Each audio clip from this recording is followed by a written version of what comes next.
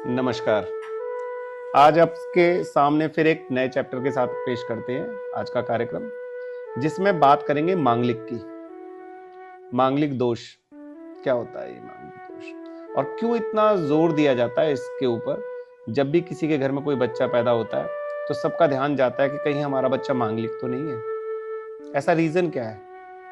Reason ये है कि हमारे अंदर एक मति बैठी हुई है कि मंगली इंसान की शादी मंगली से करनी है, और जिसके कारण माता पिता को बड़ी टेंशन होती है, क्या हमारे को हमारे बच्चे के हिसाब से कोई मांगलिक बच्चा मिलेगा या नहीं मिलेगा। तो बचपन से वो टेंशन लेना शुरू कर देते हैं, जबकि इतना विचार है नहीं इसके ऊपर। सिर्फ ये है कि हाँ, मंगल वाले बंदों का जो मंगल भारी होता है, भारी का मतलब है कि उनका एनर्जी लेवल बहुत स्ट्रांग होता है, क्योंकि मंगल को हम हनुमान जी से काउंट करते हैं। अब जैसे हनुमान के अंदर बल था, तो हनुमान जी जैसा बल हर इंसान के अंदर नहीं हो सकता है। तो उसकी क्षमता के अनुसार ही उसको पार्टनर मिले, जिससे कि इन दोनों का जो तालमेल है वो ऐसा बैठे कि जिससे उनके जीवन में कोई परेशानी ना आए। तो इसको बेसिकली उस एंगल से देखना चाहिए हमें। लेकिन अलग अलग मत हैं सबके, अलग अलग तरह से उसको आइडेंटिफाई कर रहे हैं, जिसके कारण हमारे जीवन में कई बार उसकी वजह से प्रॉब्लम आ जाती है। अब मंगलिक होता क्या है ये समझिए आप। हमारी कुंडली के 12 भाव होते हैं, और 12 भावों में अलग अलग प्लेसमेंट पे हम इसको देखते हैं। लेकिन जो मांगलिक दोष देखा जाता है वो हमारा पहले भाव से, चौथे भाव से, सातवें भाव से, आठवें भाव से और 12वें भाव से देखा जाता है। इन घरों में अगर मंगल बैठा हुआ है तो समझिए लड़का हो या लड़की हो, वो मांगलिक दोष से ग्रस्त हो जाएगा। अब ये होगा क्या, उसके जीवन में क्या क्या कठिनाई आएंगी या क्या क्या अच्छा होगा।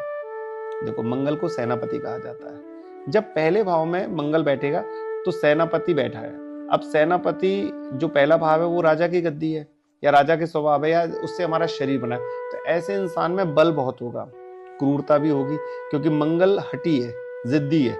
अब डोमिनेटिंग नेचर भी होगा उसका, कि हर किसी को डोमिनेट करना। तो आप नोटिस करना, जिसका भी मंगल फर्स्ट हाउस में होगा थोड़ा सा डोमिनेटिंग नेचर का मिलेगा ऐसा इंसान।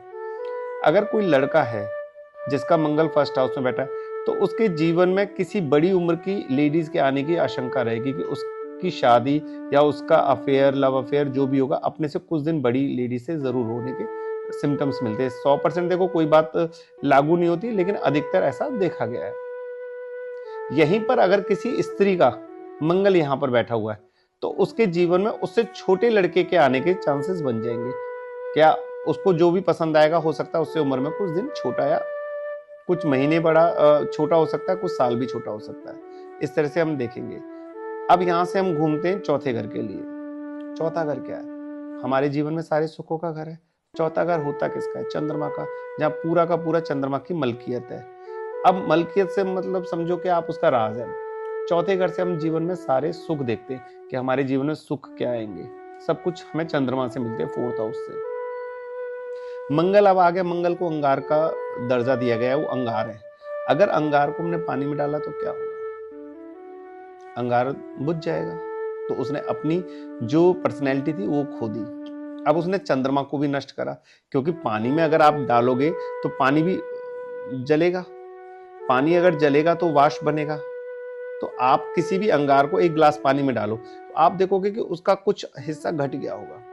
इसका मतलब चंद्रमा को भी दोष लगा, या चंद्रमा भी नष्ट हुआ। तो ऐसे इंसान की मन की स्थिति बड़ी नाजुक होती है, वो मन से कभी खुश नहीं हो पाता, और उसी कारण से वो अपने आसपास के लोगों का भी मन अशांत करता रहता है। तो कहते हैं चौथे घर में अगर मंगल होगा तो इंसान घर के माहौल को जब मर्जी खराब कर सकता है। अब बात करते हैं हम सातवें घर की, जो दाम्पत्य जीवन के लिए सबसे ज्यादा इंपॉर्टेंट है, क्योंकि पार्टनरशिप का भी घर है। अब सेवंथ हाउस में अगर मंगल बैठा है, सातवां घर बुध का और शुक्र का घर है। अब शुक्र मंगल की युति तो अच्छी है, लेकिन मंगल बुध को हम मंगल बद कहते हैं लाल किताब के अकॉर्डिंग। ये हमारा मंगल बद कराता है, विच मीन्स कि अब जिसका भी मंगल यहाँ पर होगा उसकी पार्टनरशिप बहुत अच्छी नहीं होगी। तो हम उसको स्पेशल कहते भी है कि अगर आप पार्टनरशिप करोगे किसी भी कार्य की, वहां प्रॉब्लम आएगी। तो आपको जो भी काम करना है अकेले करना है। अब बुध के रिलेशन डिस्टर्ब होंगे। बुध के रिलेशन कौन है? बहन, बेटी, बुआ, मौसी, उसके रिलेशनशिप यहाँ कहीं ना कहीं परेशान भी होंगे, या वो लोग भी किसी न किसी रीजन से डिस्टर्ब हो सकते हैं। एक मंगल आता है आठवें घर का। आठवां घर किसका है? मंगल और शनि का। अब मंगल यहां पर बैठ गया तो शनि मंगल मिलके उच्च का राहु बनता है। जिसको मशनूई ग्रह भी हम कहते हैं। अब मंगल यहाँ पर बीमारियों का कारक बनेगा, खून के रिश्तों के साथ कलेश रहेंगे, माहौल घर का हमेशा गर्माया रहेगा, पेट में गर्मी बनती रहेगी। कई बार तो देखा जाता है कि इंसान को मलमूत्र से संबंधित कोई बीमारियां भी हो जाती है। तो यहाँ के भी मंगल को हम मांगलिक दोष से ही पीड़ित मानते हैं। 12वां घर क्या है? हमारा बिस्तर, हमारे सुख चैन, हमारी चैन की नींद। मंगल अगर यहाँ पे आ जाएगा, मंगल क्या है? अंगार। अगर बेड पे आपके मैं अंगारे डाल दूं, आप सो पाओगे? नहीं सो पाओगे, नींद बेचैन रहेगी। अब बेचैन कर कौन रहा है? मंगल। मंगल क्या है? रिश्तेदार। मंगल क्या है? भाई बंधु। मंगल क्या है? मित्र हमारे। तो इनकी वजह से आपके जीवन में कुछ ना कुछ परेशानियां, कुछ ना कुछ कठिनाइयां आती रहेंगी। तो यहाँ के मंगल को भी मांगलिक दोष कहते हैं। अब बात आती है कि मेन जो कॉन्सेप्ट है हमारा, कि मांगलिक दोष में हमें मांगलिक बंदा ही क्यों चाहिए होता है। देखो, मुझे समझने के लिए मेरे जैसे बंदा होना चाहिए, नहीं तो मुझे अंडरस्टैंड कैसे करेगा। तो यहाँ पर हम बेसिकली दो चीजें लेके चलते। एक तो मंगली होगा तो उसका ब्लड सर्कुलेशन सेम होगा, मतलब सेम एनर्जी का पर्सन होगा, और वो उसी स्थिति से खुद गुजरा होगा या उसको भी उन चीजों का अनुभव होगा कहीं ना कहीं, जिससे कि दो बंदे मिले तो उनके सेम चीजें मैच करें और अपने जीवन को आगे अच्छा बना सके। नहीं तो एक मंगली की शादी नॉन मंगली से कर दो, वहां उसको रिलेशनशिप इशू आएंगे, घर में एडजस्टमेंट के इशू आएंगे और उसकी सिचुएशन को कोई समझ नहीं पाएगा। तो हम यही कहेंगे सबसे कि जब भी आपके घर में कोई मंगली बच्चा पैदा हो तो आप घबराए नहीं, बस ये सोचे कि हाँ, इसकी एनर्जी को हमने कैसे डाइवर्ट करना है। स्पोर्ट्स में लगाएं, उसको किसी करिकुलम में लगाएं जिससे कि उसकी एनर्जी डिस्ट्रॉय होती रहे। अगर एनर्जी डिस्ट्रॉय होगी उसकी या किसी अच्छी जगह लगेगी तो उसका एनर्जी लेवल डाउन रहेगा, तो उसके अंदर अत्यधिक क्रोध नहीं आएगा, क्रूरता नहीं आएगी, सौम्यता रहेगी।